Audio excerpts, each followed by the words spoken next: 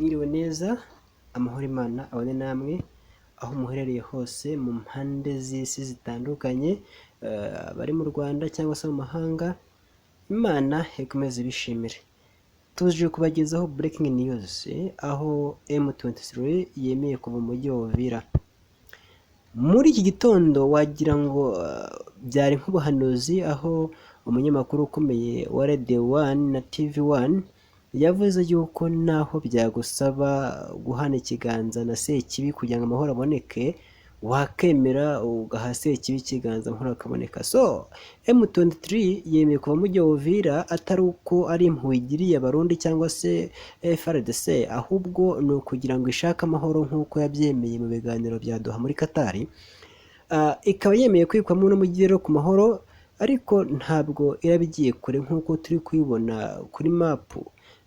Ifite imisozi yegereye Uvira, aho ngaho hose za Karemi, muri imisozi ya Mawe Plateau hose niyo ihagenzura, yewe na Kamanyora. Rero ntabwo ufite ibi bice bindi byegereye Uvira, ni ukuvuga n'ubundi mujyi ufite. Gusa ikibazwaga ni ingabo zari kuza gusigaraho muri uwo mujyi zikahasigara zitagize ahantu zibogamiye.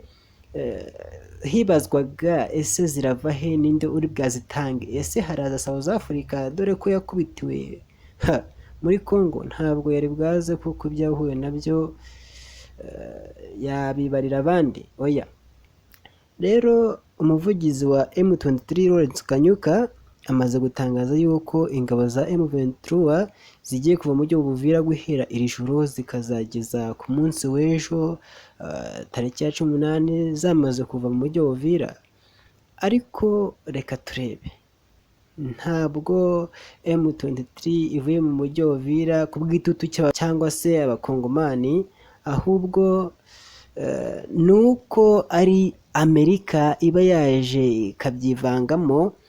Muri uko kubyivangamo rero ntabwo biba byoroshye, nyine uremera ugashaka amahoro kugira ngo ibintu byose bigende neza, kuko ntabwo M23 yifuza intambara, ishaka amahoro, izikirwanira, irarwanira ukwishyura ukizana. Rero ntabwo M23 yari bwavuga ati ntabwo tuhava, ahubwo yemeye kuhava kugira ngo amahoro aboneke nk'uko babiganiriyeho muri Doha muri Qatar.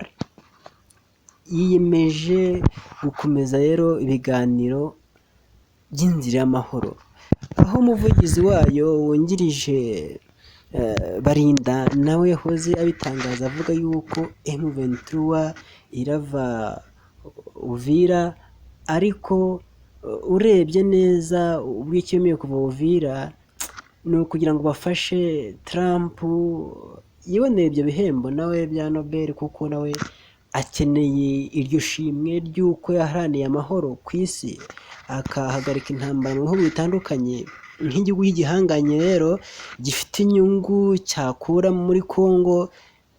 Reka turebe, tuvugishe ukuri, ntabwo Trump azi intambara iri muri Congo, oya, ahubwo ni ukugira ngo arebe ese ni izihe nyungu nahavana, ni ibiki, ese kuba nyuma amabuye y'agaciro. Ariko tubona turebe, ese M23 aho yafashe wenda tuvuge wenda nko muri Goma nta mahoro ahari, ubu mu baturage bameze neza, nta kibazo, nta gusoreshwa. Ariko iyo urebye muri Uvira nk'amabariyeri yari ahari, hari bariyeri zirenga 5 cyangwa se zirenga zingahe, ubona umujenerali aza agasoresha, wagera imbere agasoresha, aho imihanda Abarundi babaga barayifunze kuko buri bariyeri basoresha, abaturage bageze barananirwa, aho wasangaga naho bageze ahubwo bica abanyamurenge bashaka kubazimya aho ngaho mu bice byabo bya za Minembwe,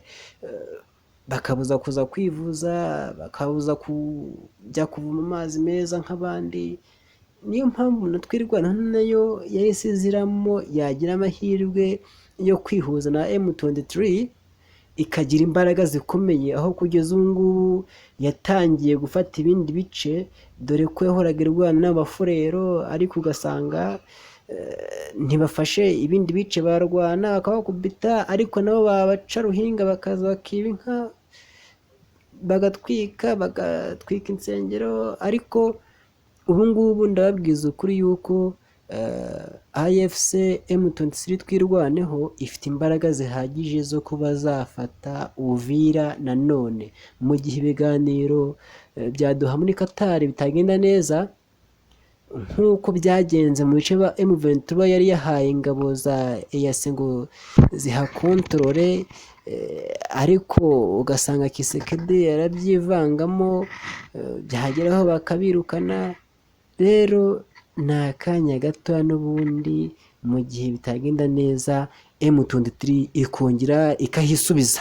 Rero abarundi ntimugende ngo mubyine ngo mwishime ngo ingabo zanyu zirakomeye sha, ngo twabakubise inshuro sha, oya, ahubwo ni akanya ko kwitekerezaho namwe ubwanyu mukareba ko ibyo mwakoreraga muri Uvira bidafite umumaro, kuko mwarabogamye mukabogamira ku ruhande rumwe. Ibi tubivuga nk'abantu barebesha amaso yacu azi gusesengura akareba ese ni iki cyiza cyagenderwaho kugira ngo umuturage abashe kubaho neza, kwishyira ukizana, kubaho neza ntawe ugushyizeho agahato cyangwa se uguhagaze hejuru. Ariko murebe namwe ibyo mwakoreragaho mwari muri izo ntuza zanyu ni indake, mukajyana naho ubwo mutekera muri minisiyo mukagira gute. Oya, nimurebe kure aho umukuru w'igihugu cyanyu nawe abashuka ngo nimugende ngo murwane, ariko kurwana ntabwo ari umuti w'ikibazo, ahubwo mwakabaye mushyira hamwe mu kubaka igisirikare cyanyu kigakomera, hanyuma mukarinda iyo mitwe muvuga ngo yava ngo za Uvira na hehe. Ariko se kujya kurenganya abanyamurenge mubatema amabombe mubica, nicyo kintu cyiza cyabashimisha? Reka rero abantu barwanira ukuri, bazi icyo bashaka, niyo mpamvu baza bakabadiha kubita nk'abana. Ariko ntabwo tugamije kurwana, ahubwo tugamije amahoro. Dushaka amahoro muri Afurika. Afurika ni iyacu, nitwe tuzayibamo twe nk'urubyiruko, nitwe tuzayubaka, ntabwo zubakwa n'abanyamahanga, ahubwo twebwe abanyafurika nitwe dukwiye kuba abambere mu kwiyubakira Afurika. Ariko twashyize imbere intambara, turamarana, dupfa ubusa. Sinzi urashaka kwiyemera ngo ngenda kizesha ngo zana dushyire kumwe turebe ko ndusha ubukire. Oya, ubukire se n'iki? Byose ko ari inda n'ubundi upfuye ko ntabijyana. Twashatse amahoro nk'abanyafurika tugatahiriza umugozi umwe, hanyuma abaturage bakabaho neza, ibintu byose bikagenda neza, ubuzima bukagenda neza. Ariko murebe intambara ziri muri Afurika ukuntu zingana. Ni ukugira ngo bano banyamahanga baze batwibe, ni ukugira ngo baze basahure, batware izo zahabu. Ngaho reba, uravuga ngo umukongomani, ariko perezida we kugira ngo agarura nkaho ataje mu biganiro by'amahoro, agiye kubera gutanga zahabu z'igihugu ngo bakunde baze bashakira amahoro. Bakabe baganira n'abaturage bagirira nabi, bakaganira ibiganiro byagenda neza, bakabona amahoro. Ariko bemeye gutanga ubutunzi bwabo ngo bakunde bagire gute, ngo bakunde babone amahoro. Ariko ko ubutunzi byinshi si kugira amahoro. Ushobora kuba ufite byinshi ariko nta mahoro. Ushobora kuba uri umukire ariko nta mahoro. Rero ayo mabuye ntabwo rero abaturage bareba, barwanira kwishyura ukizana kwabo aho mubashaka kubarenganya. Rero reka dushyigikire kano gahenge ka M23 yemeye gutanga muri Uvira, ikaba yemeye kuhava. Dusaba Imana bigende neza, amahoro aboneke.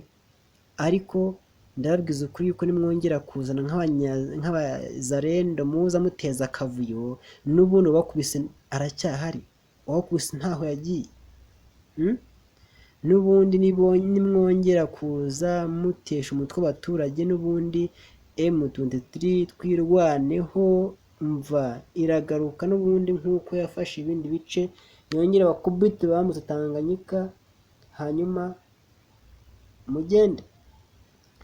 Amahoro Imana akomeza abahe namwe. Uko amakuru agenda aza turagenda tuyabagezaho.